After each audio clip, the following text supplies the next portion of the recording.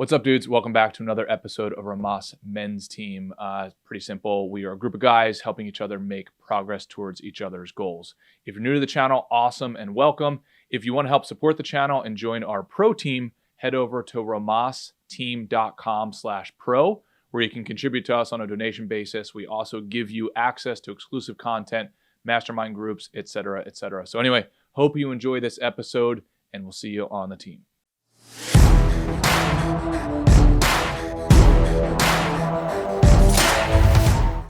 How are the goals going this year, brother? Going pretty good. I'm looking back right now. The only thing my thing was to get an edition, to continue writing a book. It kind of morphed a little bit, and I'm kind of glad of this because it's like I put all my efforts into just doing the psych null stuff. So I want to complete that to where I want it, and then next year is going to be I'm going to be in writer mode, writing a lot, which I'm very much looking forward to. I couldn't do them all at once. Going after your thing from last week, it's like, the man who chases two rabbits gets none. So that was something I had to really sit down with myself. But again, it the whole goal process forces you to kind of actually contend with these things rather than pretending to juggle a million balls while not doing anything. Yep. So to answer your question, good. The fitness thing's been going well. The edition that should be going up in November. The only thing I've stunk at that it was one of my goals is just doing inviting people to dinners and shit once a month. Okay. I failed at that, but yeah. Never. Well, can you make? Yeah, I was gonna say, can you make up for some of it? Yeah, I definitely will. But yeah, other than that, everything's been going well. Yeah, just like I said, the main focus right now is finishing finishing Psych Null and getting it to a point where I feel like someone could just click the website, read it, and just get benefits from it as they're going down. So that's coming. Awesome. Pretty soon. That'll be done by the year's end for sure. And then after that, again, it's just writer mode. How about you? Good. Well, I think the first thing I'd say is I'm pretty pumped because I got a new binding for my goals. There you go. And it took me 7 months to find one that I would actually like, and that was kind of sturdy enough so it didn't fall apart. And I know that sounds kind of cheesy, but I really do believe that if you take your goals seriously, then you'll put them in casing that would protect them. That at least that's the way that I think about it. I can't wait to do some sort of leather bound binder or something. I just haven't found the right mechanism yet because I want to be able to add it. Yeah, exactly. Right? I want to be able to add and remove pages kind of easily. Yeah. So yeah, there's that. And then I do think it's the time now to start talking about hitting our missing goals by the end of the year. Because I think what happens is people get reminded of it a week before the end of the year, even if they get reminded of it at all. Mm-hmm. But it's if you want to have a successful year, you could literally pack, if you had zero success the entire year, you could literally adjust these next couple months and just crush it. Yeah. Right. And have a successful year. I mean, it's crazy. So like you and I talked about before, you can do sprint style projects, and that makes up for a lot. It really does. Yeah, man. Absolutely. But yeah, no, that's been it helps again. And just setting some sort of thing, having your year bracketed out, or however, I don't know if that's even a phrase, but having your year broken up into an actual completable project, and then be able to look back on that year and be like, fuck yeah, I finished it. It's so, yeah. I used to get a weird bad feeling on New Year's Eve all the time. I hated New Year's Eve. Really? I wasn't doing anything. And every year would go by, I would just be I was doing stuff, but it was I was not living up to my potential, let's say. And that it would just, every year I fucking hated New Year's. I would the year would come in, I'd be like, here comes another one, Yeah. But, yeah. It'll definitely give more occasion to celebrate, because it's this is fun. We're going to kick another one off. Here's what I'm up to this year. Yep. 100%. So. And it's kind of at this time where I would want to shout out to the guys of saying, collect your trophies. And the way that I personally collect trophies is take pictures of something representative of your goal. So if you lost 20 pounds, take however you want to create that picture, and then put it in your goals binder, right? So that way it's very easy visually. You can look at one single page, a collage of pictures, almost like a reverse vision board, right? This is a reverse, if I look back, here's what I accomplished. And man, it just feels so freaking good. Actually, the process of taking your trophies and going on Google and saying, okay, like I got a 6-pack this year. Like, let me go find a dude with a 6-pack, or get a picture of me with a 6-pack and then put it in your trophies case on a picture. Man, like that process is fucking therapeutic and it feels great. And it motivates you for the next year's actions. Yeah, what would you say to somebody who's kicking around who hasn't done who like, you know, they hear you like, yeah, I hear you and all, I can't sit down and write it all out. What would you say to that? Oh, if you can't write it out, just create a vision board. Gotcha. Are you saying write it out like the trophies, or write it out like what are their goals? No, I'm curious because I always wonder, you know, because I used to hear this stuff all the time and be like, yeah. You know, there's like an experiential gap because if you're kicking around your usual day to day, and I'm saying this from experience where you just go, yeah, that sounds cool, but like I don't need to do all that. It's like I'm curious how you would explain to someone like, well, no, you do, and here's why. Oh yeah, well I think first of all, I think the biggest thing to convince yourself is just have faith and try one little mini micro project and make that micro project as small as tolerable for you, and then just even if you're like kind of like rolling your eyes while doing it, pick something that you want to accomplish, and let's say you can accomplish it within 2 hours, and then go and do a time block and then try to hit that goal within 2 hours. And I guarantee you, unless you're a vampire or something like Soulless, right? I guarantee you will look at the other end and say, holy shit, I had no idea how much I could accomplish and how quickly I could accomplish a goal within a short period of time. That's what I would say. And I think at that point you'll have you'll be converted. Because right, Matt, I think you're right. Like there is an element, what do they call people who don't believe, like nihilism, right? Like if you're nihilistic, that can be a very attractive modality of thinking, I assume, because it seems like there are plenty of people who think that way. And it seems like it's not a new thing. Do you know why? Can I stop you for a second? I was thinking about this yesterday and today a little bit. And I think this is becoming, maybe it's been this way for a while, but I feel like it's becoming increasingly fashionable to become like nihilistic and cynical, which I guess you could call nihilistical. But I think the payoff is you kind of you deem everything as worthless and stupid, which is depressing. It's shitty to live like that. But you get a secret payoff where you go, yeah, but at least I know the truth. Like, I know the real deal, and like everyone else doesn't. You get this like perverse payoff in being like, I don't need that stuff. Mm-hmm. I don't need that. And it's like, you know, and suit yourself. I'm just saying, you know, if you want it, it's like adding a little extra syrup to your pancakes. It's like, hey, I don't put syrup in my pancakes. It's like, okay, my pancakes are better because I have syrup. Like, you know, it's like they taste better. Yep. So it's like, yeah, you don't like, sure, you could not do it. But yeah, I do think there's something, the more I do it, I think there's something almost intrinsic in human nature to like we need a target. Like, and Jordan Peterson talked about this a lot of times, but it took a while for it to become like experientially apparent to me.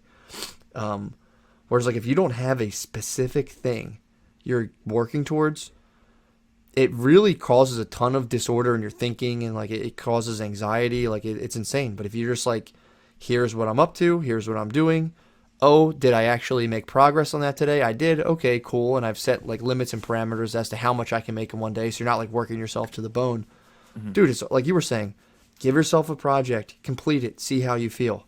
Guarantee that afternoon you're going to be kicking back and be like, man, I feel kind of nice. Same thing when someone goes to the gym. They're like, yeah, it feels pretty good to work out. It's like, yeah. Your brain literally needs something to focus its energy on. Otherwise, it turns inward and starts to fucking pick you apart. Oh yeah, there's definitely, like Joe Rogan talks about, you have a certain amount of bandwidth throughout the day. I think of it like a certain amount of points that we have to use, a certain amount of dollars that we have to spend or invest. And if we don't use them, then we just feel them burning or decaying, and that like weighs down on you over time. And then yes, I do think after a certain period of time, you either have to confront all of the inventory of unused dollars, right, that you've just flushed down the toilet, or right, you have to say like, I'm actually going to try to work myself out of this hole. And yeah, all things considered, it's a very hard argument after a period of time to say I'm going to work myself out of this hole. Yeah. Because the mountain is so fucking large. That's why it's like the answer of when do you start is like as soon as possible. Yeah, and honestly too, to the perceived, you know, about the perceived hole, you'd be surprised how quickly that thing shrinks, you know, once you just take action on something, because you start feeling better. So then you're like, okay, yeah, obviously, you know, I got a long way to go, but I feel way better. You feel better very quickly. It's bizarre. Oh, yeah. You know? And I would actually argue, as paradoxical as it sounds, the deeper the hole you have, there's a certain point where it's actually easier to get out of because you kind of like dug through to the other side, sort of a thing. Like I think you and I both have very close friends who I'm not going to name their names, who we would argue that they've dug such a large hole that if they did anything, if they just showed up on time somewhere, right? Yeah. People would be like, holy, they'll be looking at a 2-year-old and saying like, oh my God, like, you know, you were able to crawl for the first time, you know? So yeah, if anybody's feeling that where they have such a large hole, it's like, yeah, like, there's a good chance that if you do anything correct, you are going to be cheered upon, like, you know, like you're a king because nobody expects you to do anything.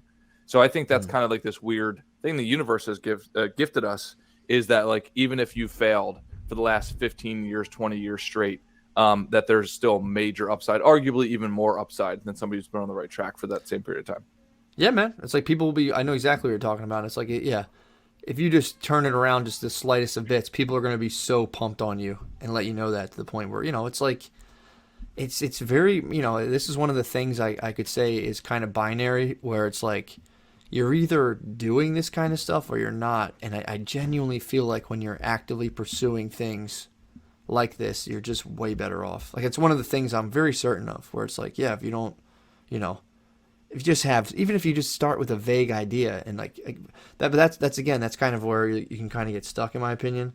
It's like, you need to write it out. You have to be clear, because again, when you come up with the, you know, this is what's going to happen to me next year, this is where I'm at, it just spits out all these little things to do that you wouldn't have thought of otherwise. And now it's like, oh, here's the tangibles, and let me kind of, you know, see what it feels like to do these things. And then typically it's like, oh, this feels fucking awesome. Yeah. Oh, no, absolutely. How's your, if you don't mind me asking, let me switch gears. How is your, oh, actually, you know what? I want to throw a topic up if that's okay. Sure. I have noticed that a big gap in men's lives, including my own, is creation. And I just wanted to bring up that topic. Our last couple months here of the year, I would get more specific with my question and say, how many of us men have created something this year, or created something that you're proud of? And if you haven't yet, there's still time for the end of the year. And what would that project be? I think that, like, I put the mirror on myself there. It's like, oh shit, I've got so much more creative capacity. I need to get it out before the end of the year. Yeah, I think that's great, man. I think that's Thanks, a really good idea. I think, you know, you have Jordan right now. Jordan and I believe Troy Boy are doing a little sober October, so you know, I'm in. that counts. You know what I mean? It's like, bam, there's, you know, you're creating a little. That is a thing. Yeah, man. So I agree, dude. I think that's and that's the things that really stick out, man. Of the things that you created. Yeah. Oh, yeah. Absolutely. I would say. Oh, and then the other thing is, I want to talk about the weight loss competition. I want to kick that off, if you're cool with that, because I know we talked about it a couple weeks ago. If anybody is having trouble with creating, and this is the thing, man, like, as men, we're kind of taught that creating is not cool, right? Whether it be like going and dancing, which in my opinion is a form of creation, or going and creating a video or a PowerPoint or a piece of artwork, whatever it is, doesn't matter what it is, but going and creating. If you're having any reservations around that, because the school system and our entire lives didn't really teach us to create. It just told us to follow and regurgitate as opposed to create something new. However, I would say if you're having trouble with creating or trouble with the idea of creating, I heard a great quote this past weekend, which was, don't create, edit, or something like that, right? Which I actually think is creation. So for instance, if you're having trouble with this idea, realize there's very likely nothing new. It's just kind of new-ish. So if you're having trouble creating something from scratch, go and find something that you like and put your own spin on it. If you're a writer, go and write down something that you like and then put it in your own words. If you're an artist, go and find a picture that you like and then redraw it with your own style. Something like that. And man, that for some reason for me takes the pressure off. Like, there's nothing new in finance necessarily, right? There's just new ways of describing finance. So I can take what already exists and then edit it, and then therefore it becomes my creation. So if anybody's getting stuck on that part, like they just have this blank canvas, have no idea which direction to go, it's like, go and find something that you like and then modify it, and you'll find that it's a completely new thing for you. Hell yeah. I like that a lot. I do that with when I take notes, when I read books. If I read just to read, it's one thing. If I read and actively take notes, all of a sudden like different ideas start kicking around, and then you can do a thing where it's like, well, let me take like 4 books that I've read and then synthesize all of my ideas from all of them into one thing. You know, it's like you can really write. I thought about it before. Like you could churn books out on subjects really easily like that. Oh, dude. Yeah. That's one And it's thing I want fun. to try to do this coming year. Actually, maybe even in the next 2 months is like get out like, chapter by chapter book notes and share it with you guys. Because yeah, that's a sense in creation as well. Dude, it's so crazy. Do you know how many people don't read books? Yeah. Like it's insane. And I think the number of and I'm not hating on those people because life's busy. So if we could bring more value through conversation and through synthesizing books, I even like, what's the app that you turned me on to? Blinkist? Was it Blinkist? Did I tell you about? I thought you told me about that. Oh, maybe I did. I know you and I have talked. I know you and I have Yeah, I talked think about you it. told me about that. I like those apps because they reduce the size of a book to it's like atomic parts. Mm-hmm. However, there's no emotion to it. Yeah. Right? Because they're trying to make it too general as opposed to like, hey, men, here is a book on habits. Here's how it will benefit us men. As opposed to like, and then you can get very specific on the messaging. We can talk about the nuances of being a man, of whatever it is, right? Like trying to find work or find meaning in your work, etc. You can make the messaging very specific, and therefore it is attractive to us in the group. But if you, for these large services, they have to make the conversation too neutralized. So it comes off as like very monotone, very boring. There's no nuances that you're attracted to. So, so that's one of the things I want to try to do for the guys is like any books that I'm reading, try to give some notes on it and the detail that inspired me, and hopefully it'll inspire the guys. Yeah, no, I think that's an awesome idea. It's also cool too to like, because I always struggle with book clubs because it's like trying to get so many people on the same page with a certain book is tough. But I would love a monthly book report from people. Just have people pop up like, here's what I'm reading, here's what I found, blah blah blah. You can say I read it and it stunk. It didn't really get me anywhere. I have found that it works wonders in relationships. Yeah, I could see that.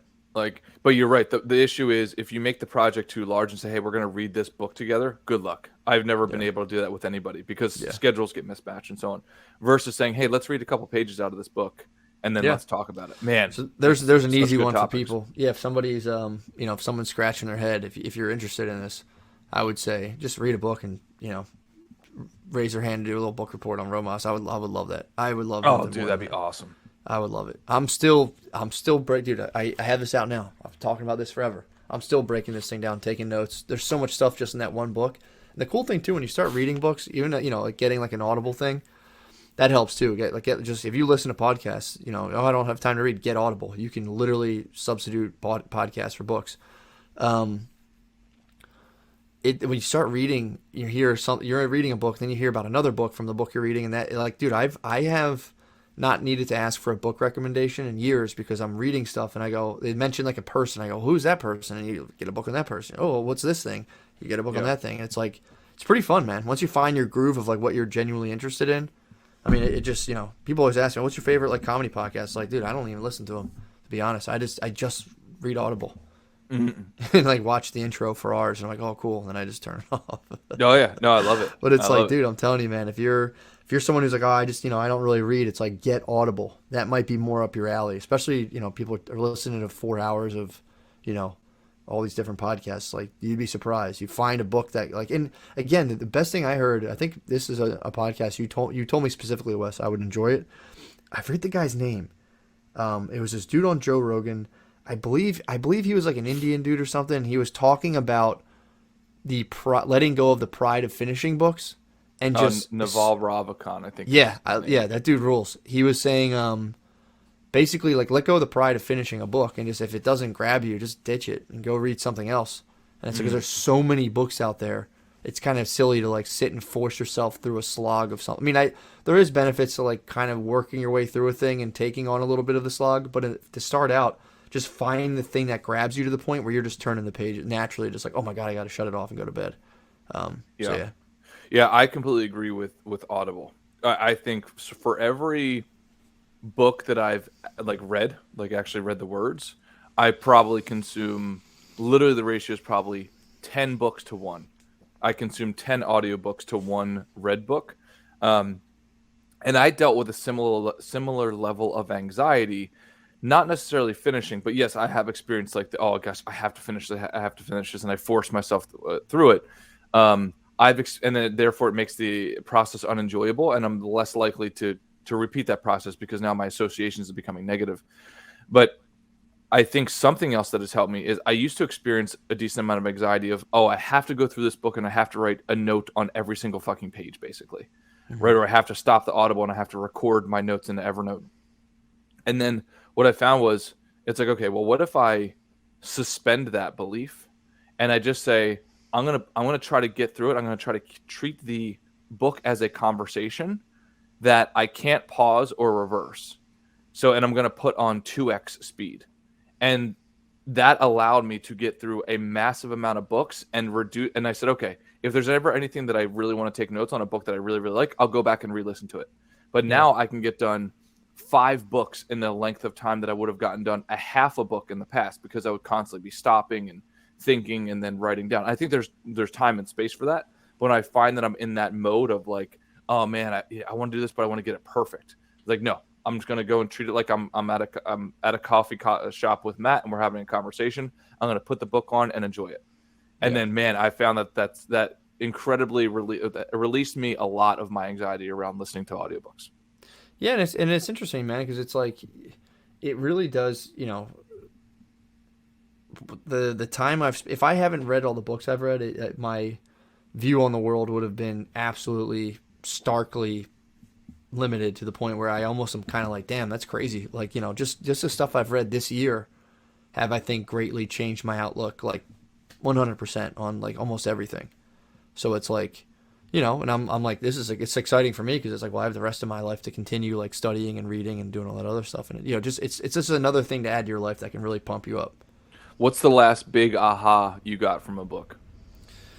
I mean, I would say easily from, this book, which I'm still reading. I always point to it. And there's been a couple other ones, but just like, so from that book specifically, there was this idea of like what meditating actually is, and like what's meditating versus contemplation, and what's mental poise actually, and blah blah blah. But a real quick one, they talk about like retraining your mind as to like how to think. Like, there's people who don't breathe properly, there's people who don't eat properly, and you just need a little nudge. It's not like the hardest thing to learn, but you have to come to grips with the fact like it's a seemingly simple thing that we all think we just naturally know how to do properly. And the book was saying like, well, you probably don't, and it's not a big deal because we don't get taught this. So they're saying like, if you're going to meditate upon a subject, so you take something like, you start, this is like a little exercise. You start with like something like a cat, right? And you just, you put cat, little circle, C-A-T, and then out of that, you just sit there and you kind of close your eyes and you just let everything from you that you know about cats emerge one detail at a time. Like soft, okay, you write soft. Long tail, claws, you go on and on and on and on and on. You keep doing it until you fully exhaust everything you know about cats, or whatever subject you want to do. You start with a simple one. So the idea is that's what meditation, one form of meditation is, according to this guy, is just letting everything you directly know, and you're not like, 'cause things will pop up and you go, how do I know that? Am I actually sure of this? Okay, I'm not going to write that one down because that's like kind of something I heard and I can't verify that. I'm not totally sure. So you can start to kind of separate what you think you know about things from what you know about things. And once you've fully exhausted your knowledge of that thing, you just kind of let your mind just contemplate. And that's like you move from meditation to contemplation. And then you can just kind of hold the thing in your mind and just see if anything original or new on the subject just pops out of that. And they're saying the whole time you practice doing this, and eventually you put yourself in there. So then you go, all right, I know about cats, I know about dogs, I know about boats. I'm going to put me, and then let all of those things, like I did with cats, just start popping up. What do I know about myself? What can I verify? And you go from there, and then you can kind of just contemplate yourself in that kind of fashion. Oh, really cool, man. And it's just stuff that's like, what the fuck? But, and it shows you, like, this is how many, a cat alone has 9 million little things, that that and that. When you start to go to yourself, it's like, whoa, this is a seriously complex issue. Oh, yeah. And then, it's just like a kind of a cool project. And then it also shows you that, like, cats exist in the context of dogs and blah, blah, blah, and everything's kind of linked together. But, yeah, really cool. And that's kind of an abridged version of it. But that was, like, just training yourself on how to, like, think clearly, think properly, and kind of go through, like, your ideas about things and get rid of them just like you would with old clothes, and like keep an uncluttered mind and also not have your mind drifting as much. There's a lot of awesome stuff in that book. I will go through it one day and like summarize it and kind of really like like they say in it, separate the milk from the water, like the mythical swan. Just take all like the tidbits and, here's what I got from it. So is there a process that they have? So if I'm hearing you correctly, it's okay. Are you writing this down on paper? I know you're drawing the cat first. So you're writing this down on paper. Mm-hmm. Okay. Yeah, they advise you to. They heavily advise you to write it down first. Okay. Now, is there a process at which they say you're supposed to filter it through truth or no? So this is what comes up for me, and then, oops, I think I'm a monster.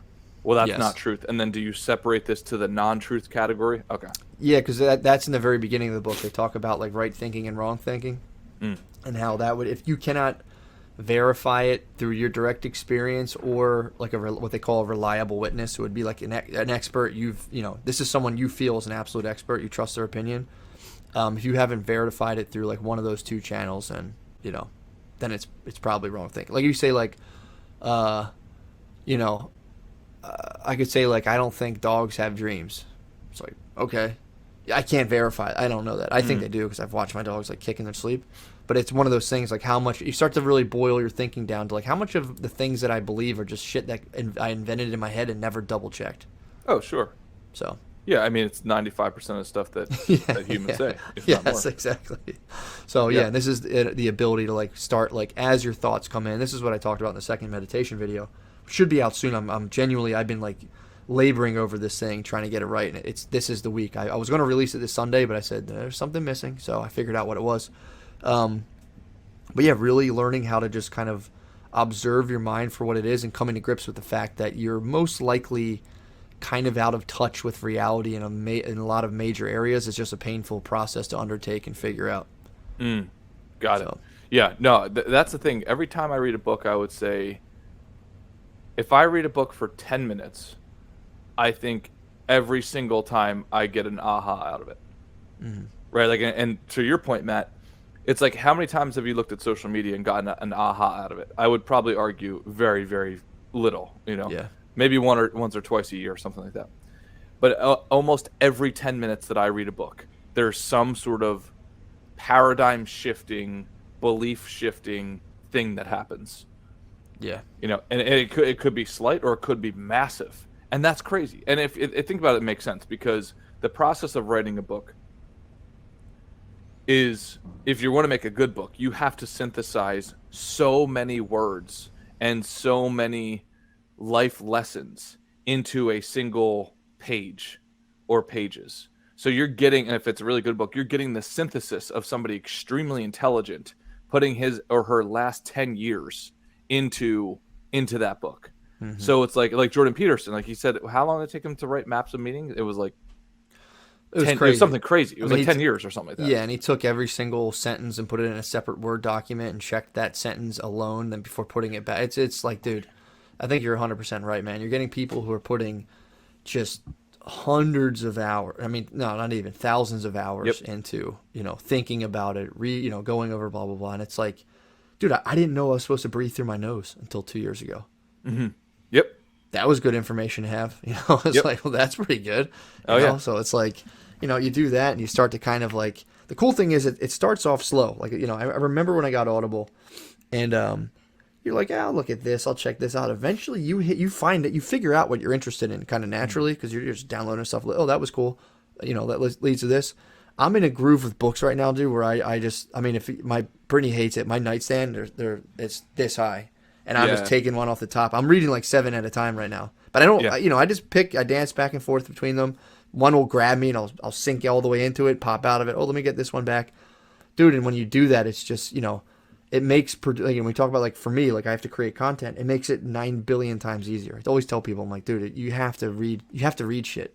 Especially, they say it to writers especially. They're like, if you're a writer and you don't read, like, you need to be reading stuff as much as you're writing, just to get different ideas and different inspirations. But, like, just in general, man, like, if you're just navigating your life, there's a bazillion books on just how to do that. It's like, just read them. Just check them out, man. Just, you won't be worse off. Say you disagree with it, it's like, well, that's fine. But, like, you won't be worse off. You're not going to read it and be like, oh, I fucked myself up through reading a bunch of books. Yeah. Plus, I think at the conversation level, it makes conversations unbelievably more dynamic because you can take a topic and then pivot and then relate it to something else. And then if the person that you're talking to can do the same thing, it becomes this like infinite game of ping pong that's incredibly enjoyable.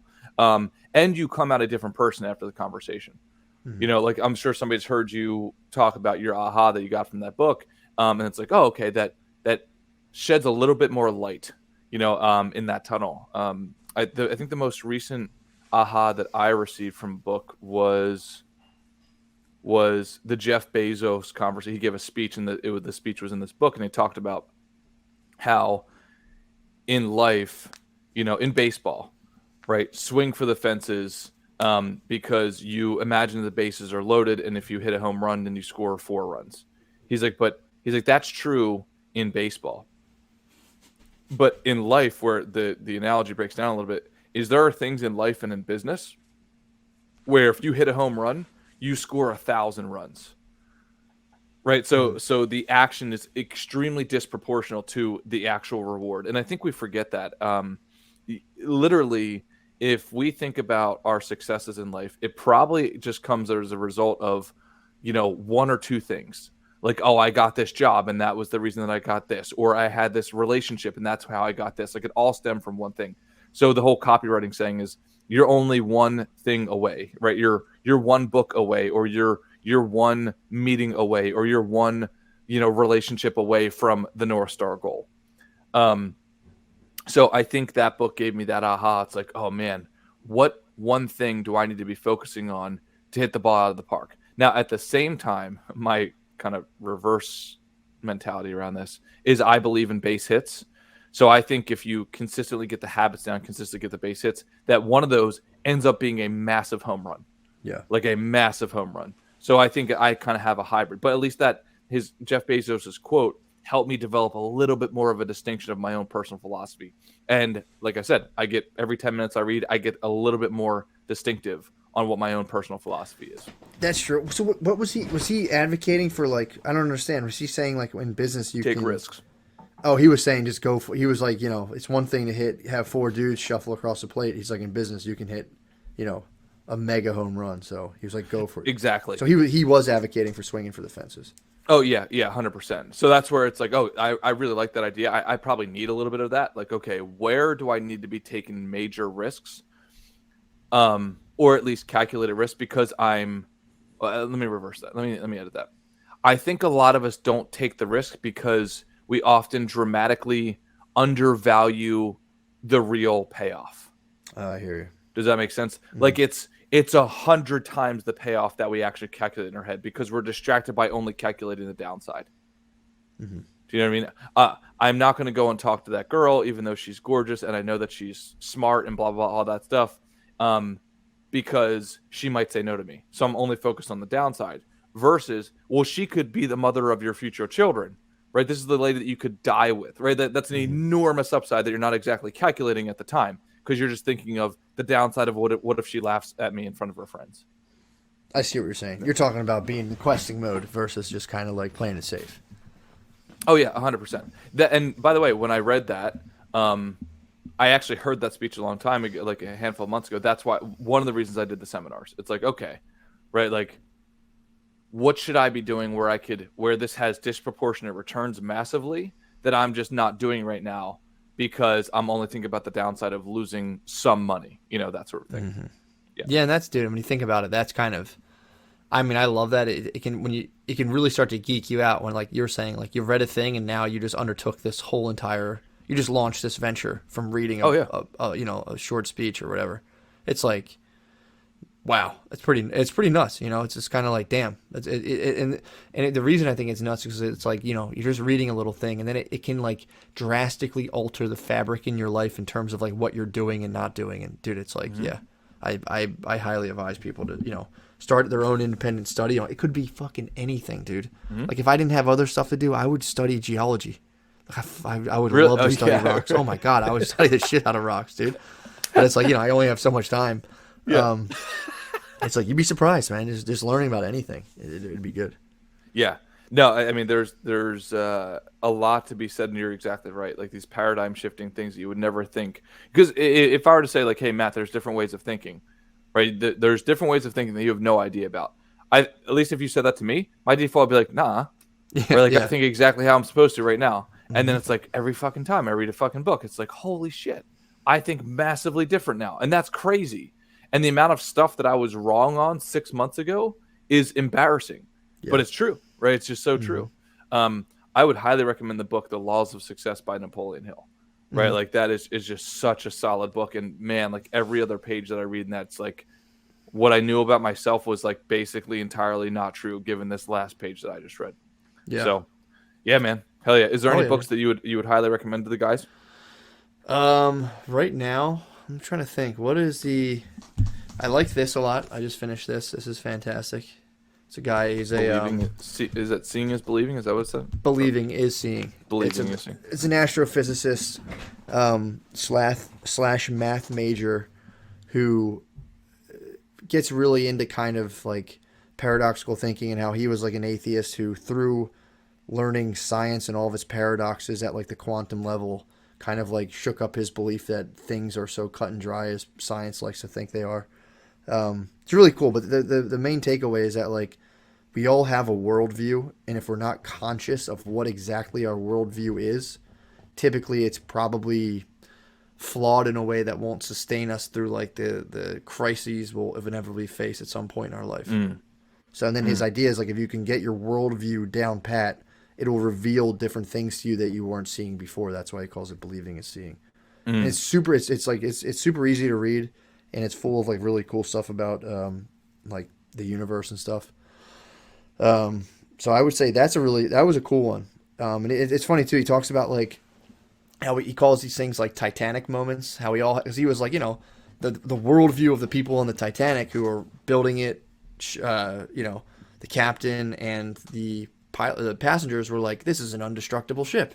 How fun!" And he was like, he's like that's the the worldview they had in their heads, and then there's objective reality, which is kind of like, well, you had really what was going on is a boat was sailing through an area that was like very well known to be full of icebergs. It's called the area they sailed through was called like iceberg something, or it was named after all the icebergs there. And it's like that's your Titanic moment. You have this worldview, and just reality just fucking destroys it. It blasts it apart to a million pieces. And basically like how it's important to just have something of a consciously formed worldview, and like what is making up of the way you perceive reality. What's making that up, and what lays at the foundation. Pretty cool. Have you, if there was one thing, because I know we're coming up on time here, if you could think of the biggest aha you've gotten from any books, or the book that changed your life the most, whether habitually day to day or just at a macro level, I know it's a very big question, kind of like asking what's your favorite song ever, but what would you say? I don't Like, know. what's the first thing that comes to mind? I'd have to think about it. Mm. I genuinely would have to think about it. It's a good question. I am going to think about that. I would, dude. I'm telling you, I think this one is close. This is pretty good. That's close to being one of the main ones. What else? What are my audiobooks I just had? I had a couple. I had a string of really good ones. So I would say that in general. That one right there, Glorious Presence. But there was. I'm gonna pull it up right now and find it. Yeah, and if any of the dudes book, have any. The book Letting Go. That was Mike Gibbons was the one who recommended that to me. I would say that was a monumental shifter. Siddhartha. I can't. There's not one, bro. I can never name one. But what was the other one?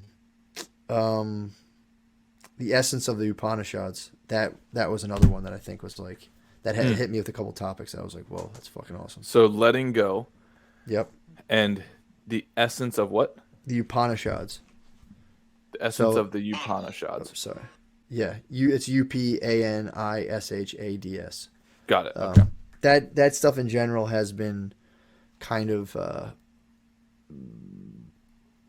the stuff that's shaped my thinking the most. And it's funny, I got all of these books. All of these books wouldn't have come about if I didn't start doing psych-null, because all of these came out of learning about acceptance commitment therapy. Got Crazy. Got it. So I would say for me, I can boil it down to not only one book, to like one sentence of one book that changed my life for the last, I think I read the book when I was like 13, 14, somewhere in there. The book's called How to Win Friends and Influence People, which a lot of people know about.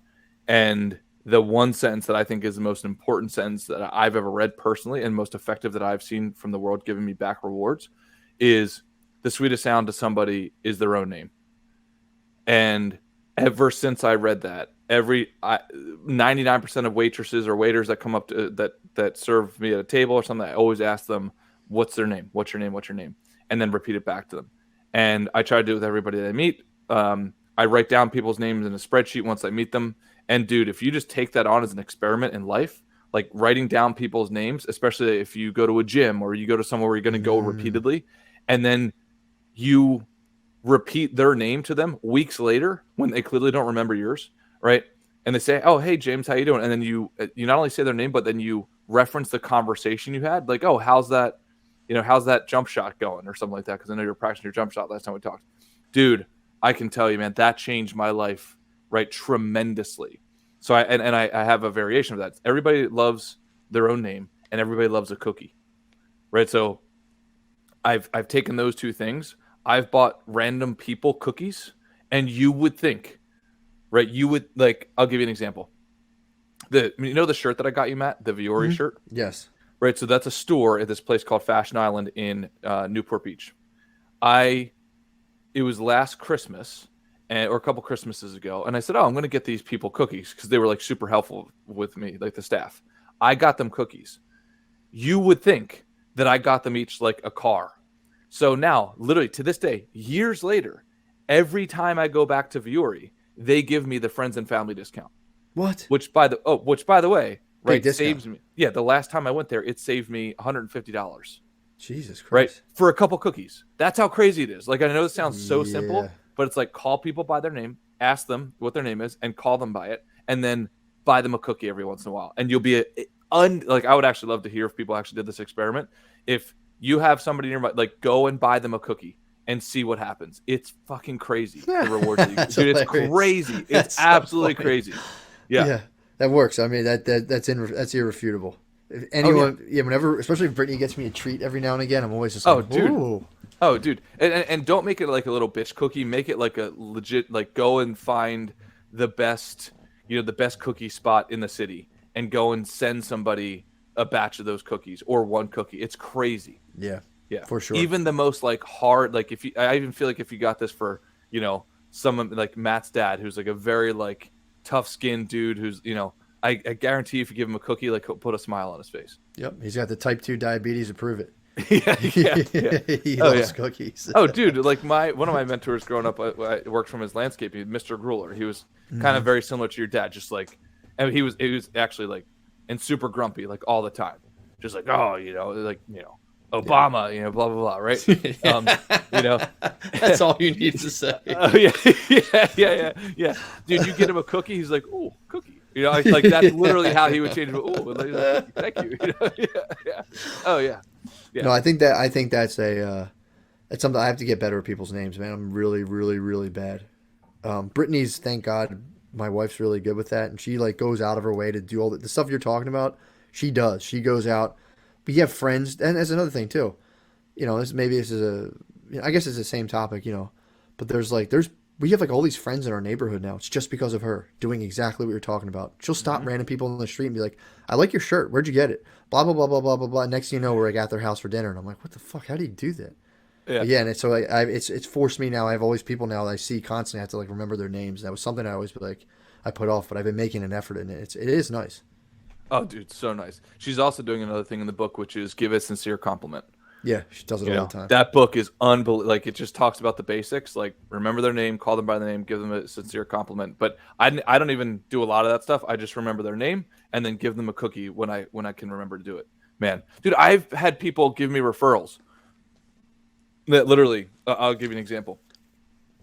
There's one referral that I'm thinking of right now that I got that it made me personally, and I'm not saying this to sound like a douchebag, it made me personally over the last couple years probably about $60,000 literally. Yeah. And whenever somebody gives me a referral, I give them a box of cookies. It costs me $40. Yep. Right? Now these are fucking legit cookies. Like they're handmade. Oh, dude, they're Yeah, so yeah. good, dude. So you like, and I as soon as somebody sends a referral, I order the box of cookies and I send it to them.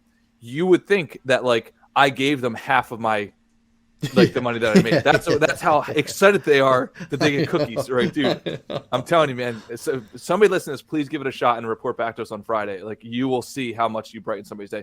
And in particular, if somebody's mad at you, get them some cookies and they will not be mad at you anymore. Yeah, That's a fair point. it's powerful, bro.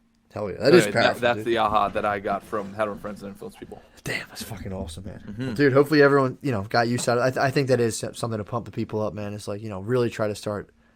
Again, this is the whole point of this whole thing of like, be conscious of how you use your time and, start to try to optimize your time in ways that kind of serve you. And it's hard to do unless you have a direct thing you're working towards. So Yes. that's a great way to start the Monday, dude. Yeah. Can I add one final piece to that? Absolutely. What we talked about a handful of weeks ago, the way that I think about it is you need to select goals because there's so many tools in the universe. It's like kind of like walking into Home Depot. When you walk into Home Depot, there's millions of tools and they all fucking look cool. But you don't get to use any of those tools unless you have a project to work on. Yep. Right. So like in my experience, the real benefit of life is being able to grab onto some of those tools and learn how they work. But the only way you can learn how they work is if you actually apply it to a project. So like that project, the North Star goal, I want to build a house. Okay, I get to use all these cool tools. And then I have them in the tool belt, I have them in my skill belt, and then that's what makes life worth living, in my opinion. Dude, I totally agree. I totally agree, man. It's like, yeah, exactly. You can't do any of this if you don't have a thing. This stuff will kind of bounce off you if you don't have a thing you're pursuing. Like if you're pursuing something, It's just like, oh my God, you're lapping it all up. But yeah, so again, just a friendly call, just to everyone to kind of pick a project, just like you were saying, Wes. Pick just anything, dude. Doesn't matter. Just pick something, do it, and please report back. Please. And we're in the last 2 months here, dogs. So let's get it. If you haven't written your goals down, start to write them down, put them in binder, and we will see you on Friday. All right, let's do it. Oh, what do you want to do for this week? What's your goals for this week? Okay, so I have a bunch of meetings that I want to execute on. We are also you know what I want to do this week? Work on the marketing for the business, get back from all the seminars that I've done. Okay, what did I learn from them? What do we do, and how do we run out the next 2 years? So it'll be planning the marketing for the next 2 months, and I want to have some tangible action steps and basically start to follow up on projects that I haven't done a good job of getting done throughout the year. Excellent. How about you? Right now, I am my main focus this week. I'm gonna go to the gym 4 or 5. I'm gonna go for 4 days. And the main thing is just finishing up the second meditation video. It's like, dude, it's on the 2-yard line, and it's just I could push it through. I've literally exported the video file twice, and then been like, it's not ready. Oh, so I have all the rest of it came to me last night. Doing that today. Should have the video out by Wednesday at the latest. So hell yeah, awesome. Yeah, man. All right, dude. Talk to you on Friday. Later on. Later, dudes. All right, see you.